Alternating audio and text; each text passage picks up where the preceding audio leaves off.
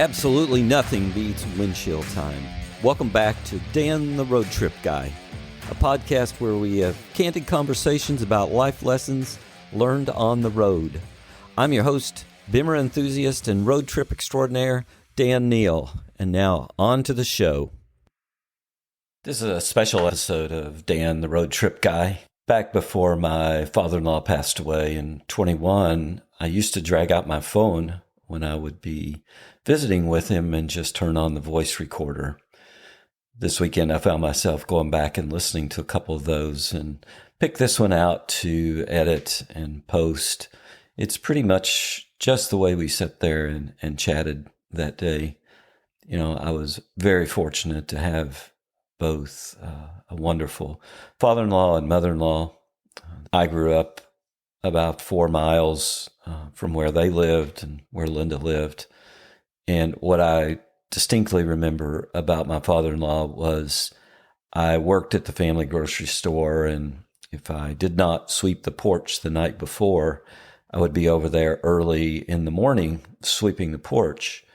And I remember this little man driving by in an old pickup truck, kind of crouched down because he was short in the seat, and he would just always wave to me. Well, years later, I would find out that was my future father-in-law, I guess, Dillard Wright Jr. And so, anyway, this is just kind of a tribute to him, and hopefully some family find it interesting. I don't know if the rest of you will or not, but we talked about, in this particular episode, this particular part, we talked about cows. We talked about the dairy that they had on the farm. We talked about his time in Cincinnati, his time of driving a truck, and just whatever really came to his mind. I left in most of the gaps, so there is some quietness every now and then as he would think about what he was going to say. And so I hope you enjoy this. And what I really hope it does, particularly for people who still have family living, is get out your phone and record the stories, because eventually people will be gone and the stories will be gone. So take my word for that, because I know. Enjoy the show. Sometimes we'd have to, not knowing, or it'd be maybe toward the afternoon and the evening, and we'd have to go get them. But on the average, like I said, we didn't have any trouble with them. Just keep a hollering at them, you know. And How many milk cows did you have back then? kept around 50 head. We'd vary up and down, you know. We had a time, old Joe, he worked in the milk house, and washing bottles and bottling milk, and I done the milking, Troy and I. Now, you milked them all in the barn? Yeah.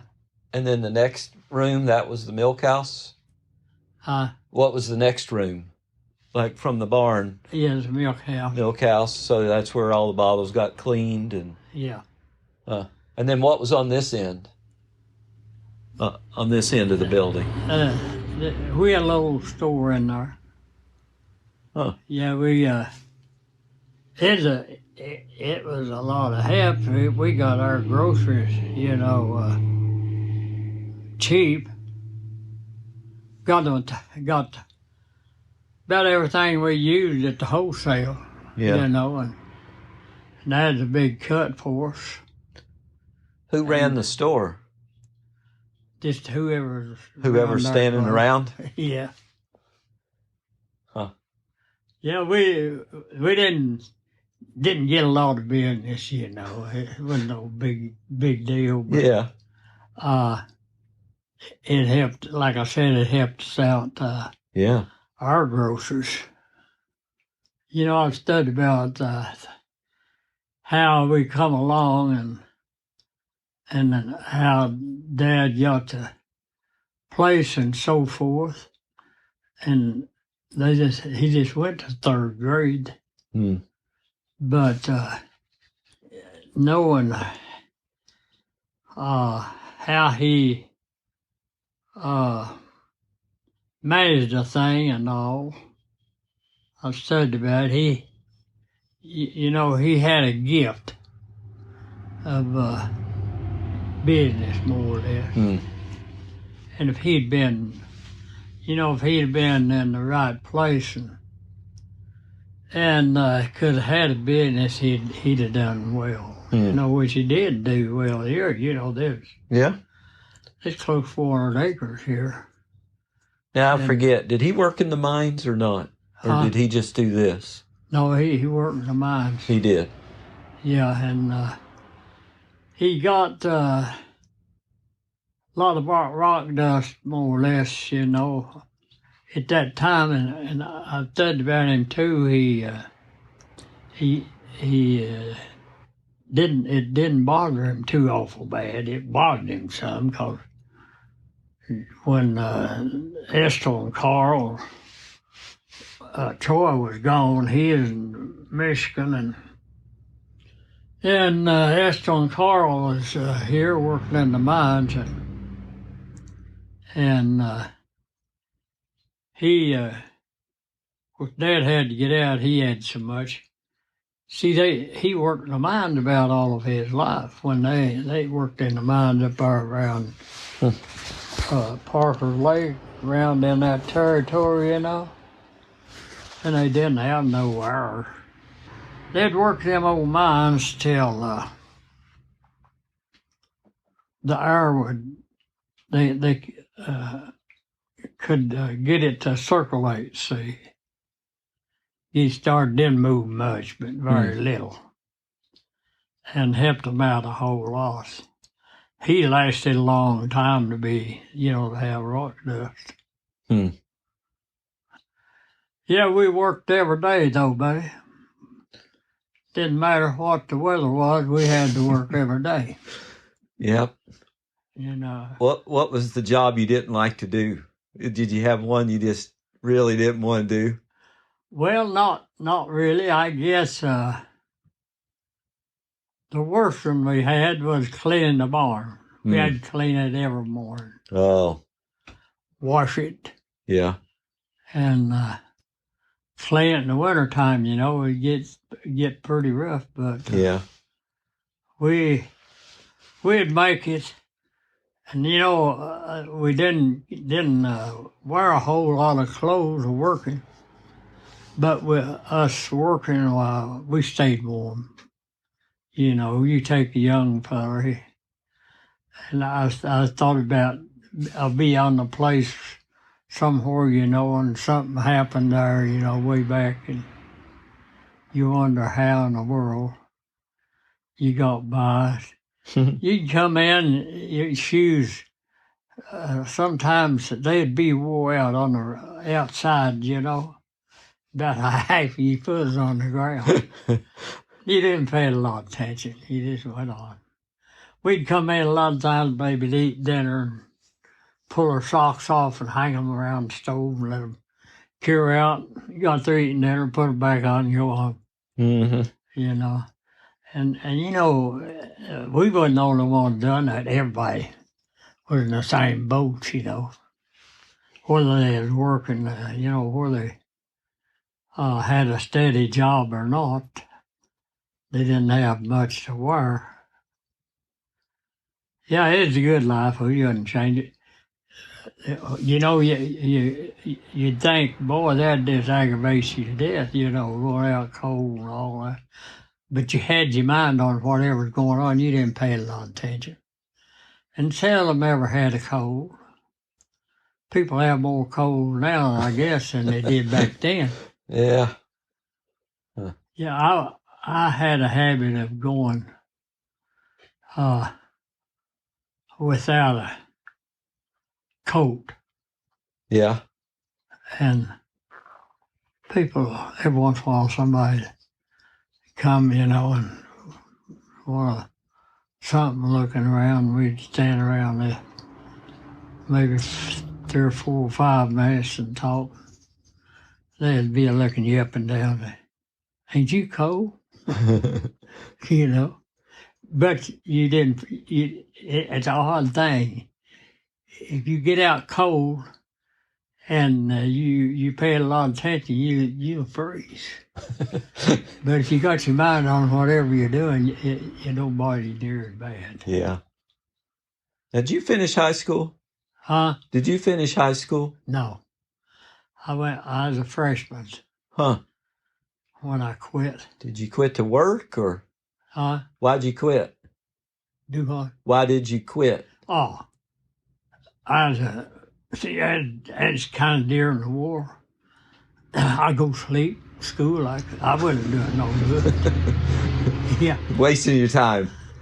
You know, I've had the mind on Mr. Hume. Did you ever know him? No.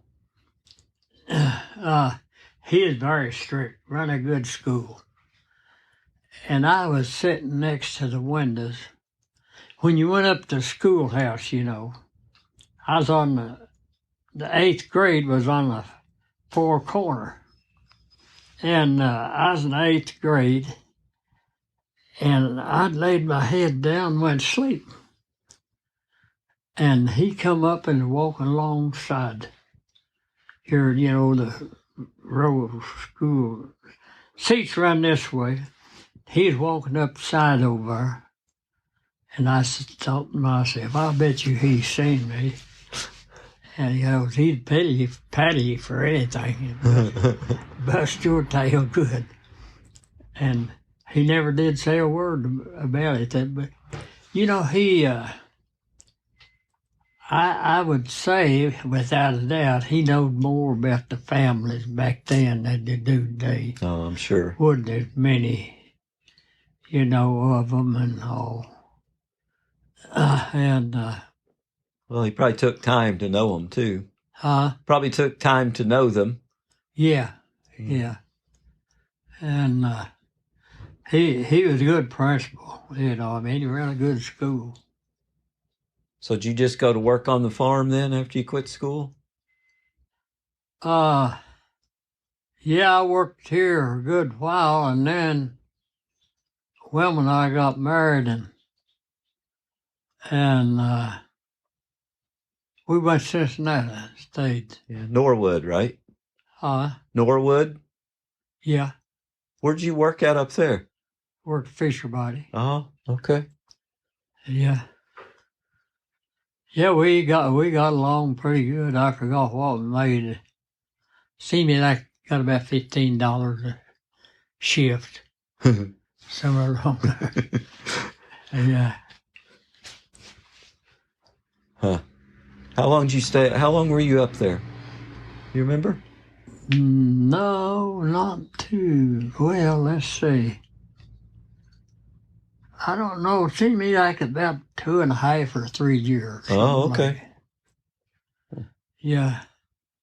I didn't come back. Dad was, see, he still had the dairy, and he was, he's about to get too old for weight. And so I come back and helped him out. But during that time, I believe, I forgot when, I drove for Dixie a while. Was that after Cincinnati or before? I believe that is after Cincinnati, yeah. I was always sleepy-headed, and I drive them trucks now and finally wake up and stop at a place. Didn't know where I was at. You know, that's unbelievable, ain't it? Uh-huh. That you drive that far.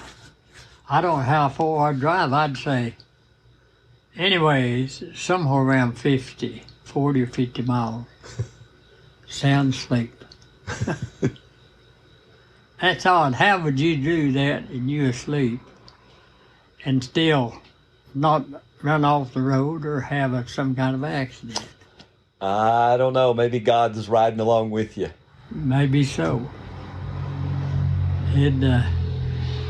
It's like them old trucks, you know, they had car engines in them. They didn't, you know, Yeah.